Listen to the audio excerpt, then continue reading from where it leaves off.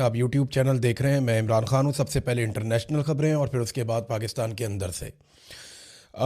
Iran ने ये दावा किया है और जवाब दिया है डोनाल्ड ट्रंप की बात का, क्योंकि डोनाल्ड ट्रंप बार बार ये कह रहे हैं कि ईरान मेरे से राब्ते कर रहा है, ईरान के लोग हमारी मिन्नत कर रहे हैं, ईरान के लोग मुज़ाकरात करना चाहते हैं। हालांकि पब्लिकली ये बात डोनाल्ड ट्रंप ने खुद कही थी, और जब उन्होंने कहा कि वो मुज़ाकरात करना चाहते हैं तो उसके बाद ईरान की जानिब से मुज़ाकरात की ऑफ़र को मुस्तरद किया गया था। फिर डोनाल्ड ट्रंप को काफ़ी शर्मिंदगी हुई और फिर डोनाल्ड ट्रंप के साथी नेतन्याहू और इसराइल की जानिब से एक दबाव भी आया। तब से लेकर अब तक डोनाल्ड ट्रंप ये कह रहे हैं कि ईरान मुज़ाकरात करना चाहता है लेकिन मैं नहीं करना चाह रहा। ईरान ने कहा कि हमने जंग बंदी की कोई दरख्वास्त नहीं की, अमेरिका से बातचीत को हम मुस्तरद करते हैं। अमेरिका ने बातचीत और मुज़ाकरात का मौका ज़ाया कर दिया और हमें धोखा दिया। ज़मीनी हमले के मुंतज़िर हैं कि हम पर ज़मीनी हमला किया जाए और उसके लिए हम अपने आप को तैयार कर रहे हैं। ये ईरानी वज़ीर ख़ारजा अराक़ची का स्टेटमेंट है जो उन्होंने गुज़िश्ता दिन दिया। अच्छा, ट्रंप के बकौल उन्होंने ईरान की फ़िज़ाई और बहरी क़ुव्वत को मुकम्मल तौर पे तबाह किया है। ये डोनाल्ड ट्रंप ने दावा किया। ये फ़िज़ाई क़ुव्वत तो ना होने के बराबर थी, और समंदर के अंदर दावा तो डोनाल्ड ट्रंप कर रहे हैं, लेकिन ईरान ये कहता है कि हम तबाही फेर रहे हैं, हम अटैक कर रहे हैं।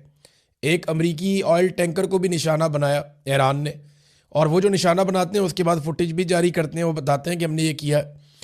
और डोनाल्ड ट्रंप ने ये कहा कि हमने उनकी कुव्वत तबाह कर दी है, और साथ ही साथ उन्होंने वार्निंग दी पासदारान इनकलाब, जो एक फ़ोर्स है ईरान की जो इस वक्त ये अटैक कर रही है, उनके कमांडर्स को वार्निंग दी कि वो ओहदे छोड़ दें तो उन्हें माफ़ी मिल सकती है, वरना फिर उनके ऊपर हमले होंगे और उन्हें नुकसान पहुंचाया जाएगा। एक और बड़ी अजीब चीज़ की डोनाल्ड ट्रंप ने, मुझे पहले समझ ही नहीं आई।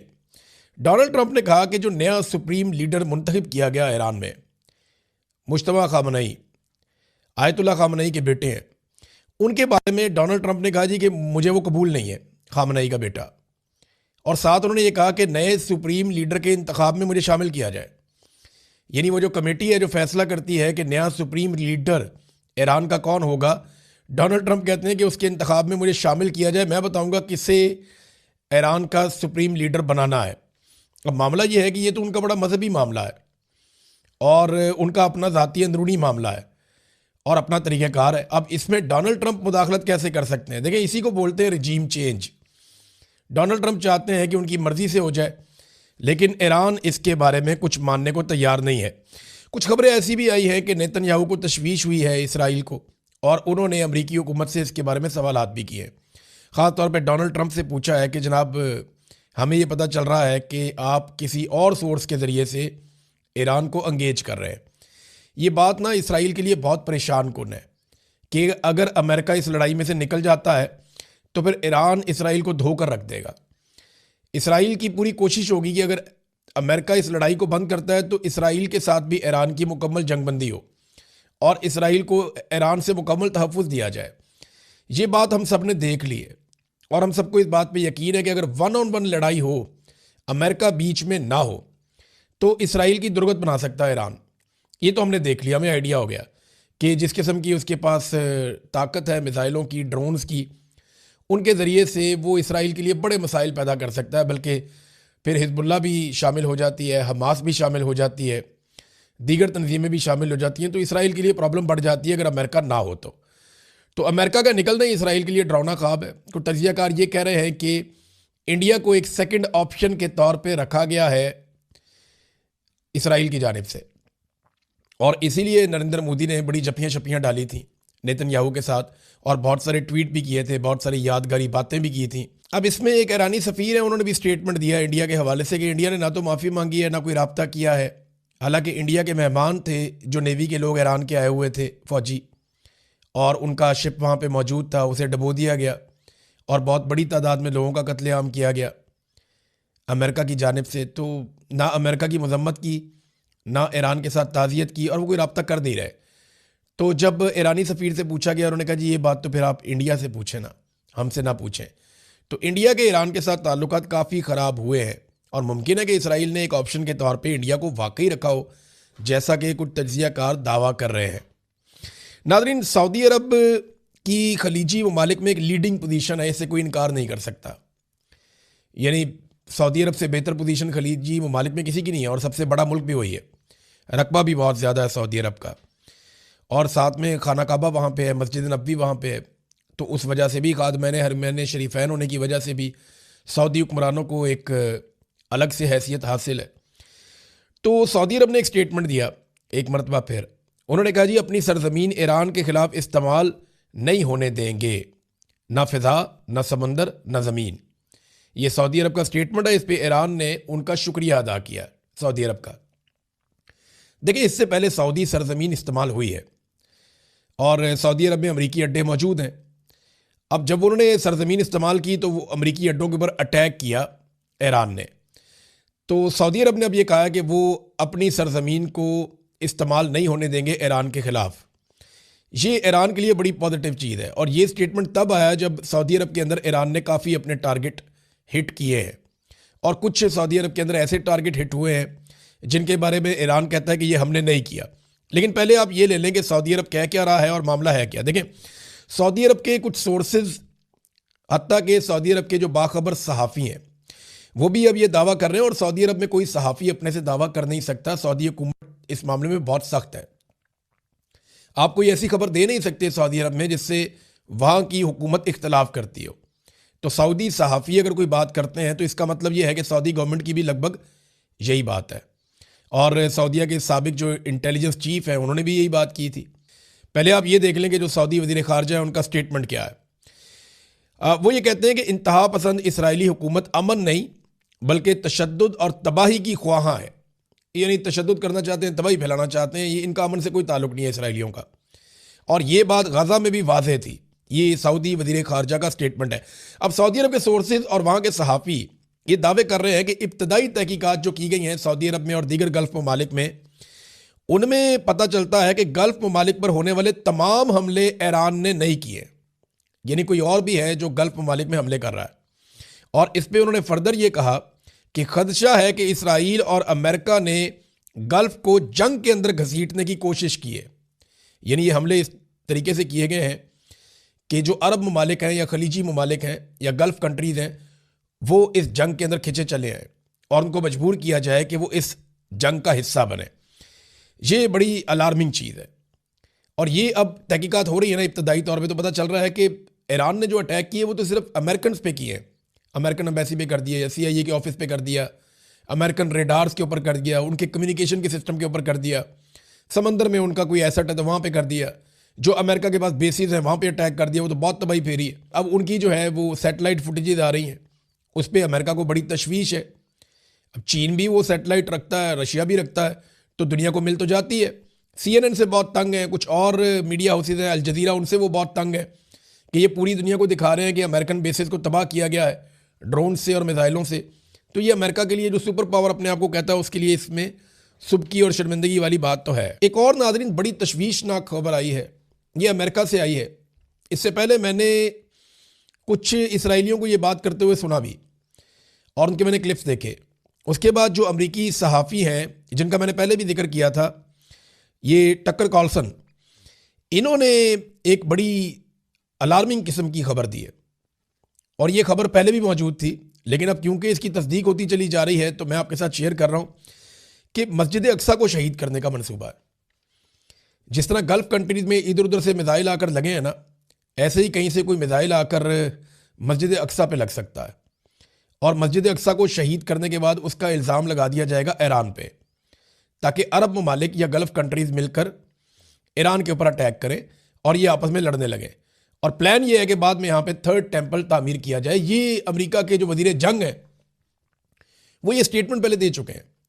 अमेरिकन ये बारहा कह चुके हैं और ये बात इसराइली भी बारहा कह चुके हैं कि वो यहाँ पे टेम्पल तामीर करना चाहते हैं जहाँ पे मस्जिद अक्सा है, कि मस्जिद अक्सा को हटाया जाए और यहाँ पे टेम्पल तामीर किया जाए। अब इस जंग के बहाने जब ईरान मिसाइल मार रहा है तो ये किया जा सकता है, इसके बारे में दावा किया गया और ये अमरीकी सहाफ़ी ने ये खबर दी है। ये बड़ा अलार्मिंग है, इसके ऊपर सबको बात करनी पड़ेगी और ये रिस्पॉन्सिबिलिटी मस्जिद अक्सा की सबको लेनी पड़ेगी क्योंकि इसके साथ मुसलमानों के जज्बात जुड़े हुए हैं। ईरानी हमलों की शिद्दत कैसी है इसके बारे में मैं कुछ आपके सामने रखना चाहता हूँ, क्योंकि कुछ दावे सामने आ रहे हैं कि शिद्दत कम हुई है, तो ये बात बिल्कुल ठीक है। जब शुरू का दिन था तब ईरान ने बड़ा ज़बरदस्त रिटेलिएट किया था। हफ्ते वाले दिन ईरान ने बड़े शदीद हमले किए थे और सैकड़ों मिसाइल और ड्रोन्स दाग दिए थे। उसके बाद बदतरीज जो हमले किए जा रहे हैं उनमें तादाद कम होती चली गई। तादाद कम होने की वजह क्या है? देखिए, एक तो पहले दिन खामनाई को शहीद किया गया था और बच्चियों की बहुत बड़ी तादाद शहीद हो गई थी, तो वो इंस्टेंट रिएक्शन था जिसमें ईरान ने बड़ा शदीद हमला किया था और अपने बहुत सारे हथियार चला दिए थे पहले ही दिन। फिर अमरीकी अड्डे उस वक्त पूरी तरह से फंक्शनल थे, तो उस वक्त उन अड्डों के ऊपर बड़ी भारी बमबारी की गई थी। अब ज़्यादा अमेरिकन यहाँ पे नहीं है, बहुत सारे अमेरिकन निकल गए हैं, उन्होंने बहुत सारी जगह खाली कर दी हैं, तो अब हथियार यहाँ पे इस्तेमाल कम किए जा रहे हैं। एक ये वजह भी है। तीसरा ये है कि टारगेट का तयन पहले हो चुका था कि ये टारगेट्स हैं, इनको लॉक किया हुआ था, जैसे ही वक्त आएगा तो हम इन टारगेट्स को हिट करेंगे, और यही हुआ था। और अब नए टारगेट्स जो है ना वो दूर हैं और ईरान की वहाँ तक रेंज नहीं है। अमेरिकन तैयारे अब यहाँ से उड़ उड़ के नहीं आ रहे, वो अब दूर से आ रहे हैं। उन्हें यूरोप में, बरतानिया में, जहाँ जहाँ पे उनको अड्डे मिले वो वहाँ से अपनी कार्रवाइयाँ अब कर रहे हैं। और जो अब्राहम लिंकन उनका एक शिप है वो उसको भी दूर ले गए हैं ईरान के मिसाइलों की रेंज से, तो इसके ज़रिए से अब वो दूर से अटैक करते हैं अमेरिकन। तो यहाँ पे जो खित्ते के अंदर उनके एसेट्स थे वो अब उस तरह नहीं है जैसे पहले थे, तो ईरान ने उनको हिट किया। फिर ईरान ये भी चाहता है कि हथियारों को बचाकर वो एक लंबी लड़ाई लड़ने के लिए अपने आप को तैयार करें। मगर हुआ यह है कि गुज़िश्ता 24 घंटों में इसराइल ने और अमेरिका ने बड़े खौफनाक अटैक किए हैं तेहरान पे। 2-2 हज़ार पाउंड के बम गिराए गए हैं और रिहायशी इलाकों में गिराए गए हैं, गुंजान आबाद इलाकों में गिराए गए हैं। ईरान के बहुत सारे दफातर तबाह कर दिए हैं, उनका फ़ौज, उनके रेडार, उनका इंफ्रास्ट्रक्चर, उनका कम्युनिकेशन सिस्टम। ईरान में बहुत तबाही फेरी है अमेरिका ने और इसराइल ने। लगभग 2000 के करीब हमले हो चुके हैं मुख्तलिफ मकामात के ऊपर ईरान में, इसराइल और अमेरिका की जानिब से। और ये देखें आप, ये 6 दिन का खेल है सारा, 6 दिन के अंदर हुआ है सारा कुछ। आज 7वां दिन है, तो आप अंदाज़ा कर लें कि कितने शदीद हमले हैं जो ईरान के ऊपर किए जा रहे हैं। तो ईरान को इस बात का आइडिया है कि लड़ाई लंबी है, लेकिन जब शदीद हमले होते हैं तो फिर रद्द अमल भी शदीद आता है। ये जो आखिरी दिन गुजरा है, जुमेरात का दिन, जब अमेरिका और इसराइल की जानिब से शदीद हमले किए गए, तो फिर ईरान ने नए ड्रोन्स भी इस्तेमाल किए। हदीद नाम का मैंने आपको पहले बताया था। खैबर मिसाइल भी इस्तेमाल किए, क्लस्टर बम भी इस्तेमाल किए, और उसके विजुअल्स भी आ रहे हैं, मनाजिर आ रहे हैं कि वो एक बम बहुत सारे बमों में तकसीम हो जाता है और वो आग लगाता है, तबाही फैलाता है। तो इसराइल के ऊपर अटैक ज़्यादा कर रहा है ईरान। एक चीज़ और मैं आपको बताऊं कि ऐसा नहीं है कि ईरान के सारे टारगेट जाके लगते हैं। ईरान का एक ड्रोन और एक मिसाइल ये बड़ी कड़ी आजमाइश से गुजरता है जब ये ज़मीन को जाके टकराता है। उससे पहले देखें ना, ये पहले निकलता है तो ये समंदर से गुजरता है, फिर यहाँ पे उसको इंटरसेप्ट किया जाता है, उसके बाद दीगर ममालिक आ जाते हैं, कोई ना कोई अरब मुल्क आता है, फिर उसके बाद सऊदी अरब, उर्दन के बाद जो है फिर ये दाखिल होता है इसराइल की जानिब। तो इन सारे मुल्कों के इंटरसेप्टर्स हैं, ये इन सब से बच बच के इसराइल तक पहुँचता है। तो ये बड़ी हिम्मत है ईरान के मिसाइल की या ड्रोन की कि अगर वो अपने टारगेट को जाके हिट कर लेता है, या तेल अवीव में या किसी और जगह पे, यरूशलेम में, जहाँ पे भी इसराइली एसेट्स हैं, वहाँ पे जाके अगर ये हिट करता है तो ये इनकी बहुत बड़ी कामयाबी है। बहरहाल एक चीज़ है कि गल्फ़ ममालिक को इस बात का पता चल गया है कि अमेरिका यहाँ पे उनकी हिफाजत के लिए नहीं, इसराइल की हिफाजत के लिए था। यानी अरबों की हिफाजत से ज़्यादा अमेरिका की तरजीह है कि वो इसराइलियों की हिफाजत करे, और ये होता हुआ अरबों ने देख भी लिया। मुझे लगता है कि इस जंग के बाद अरब अपना कुछ ऐसा फैसला ज़रूर करेंगे जिससे वो कोई नई हिकमत अमली बनाएंगे अपने दिफा के हवाले से। और दिफा करना किससे? आपस में तो उन्होंने लड़ना नहीं है। अरबों की लड़ाई तो सिर्फ इसराइल के साथ है, ना पाकिस्तान ने अरबों से लड़ना है, ना ईरान ने अरबों से लड़ना है। ये आपस में तो लड़ना ही नहीं इन्होंने। सारे मुसलमान मुल्क हैं, इनके अच्छे ताल्लुकात हैं, और शिया सुन्नी लड़ाई भी अब ख़त्म हो जानी चाहिए।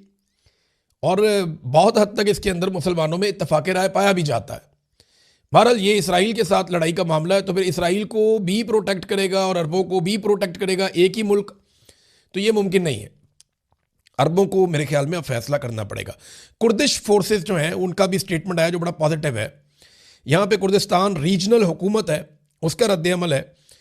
उन्होंने कहा कि अमेरिका का मीडिया और उनकी हुकूमत ने जो खबरें फैलाई हैं, जो आर्मी अखबारात में और मुख्तलिफ जगहों पर छपी हैं कि कुर्दों ने अटैक कर दिया, ये खबर मैंने भी आपको बताई थी कि कुर्दों ने अटैक कर दिया ईरानी फोर्सेस के ऊपर, तो ये इक्का दुक्का वाक़या तो हो सकते हैं, लेकिन ये बतौर पॉलिसी के नहीं किया गया और ये झूठ है। वो कह रहे हैं जी हम कोई हमला ऐसा नहीं करने जा रहे, हम अमेरिकन हथियार लेके ऐसी किसी लड़ाई का हिस्सा बनने नहीं जा रहे, ये उनकी जानिब से दावा किया गया।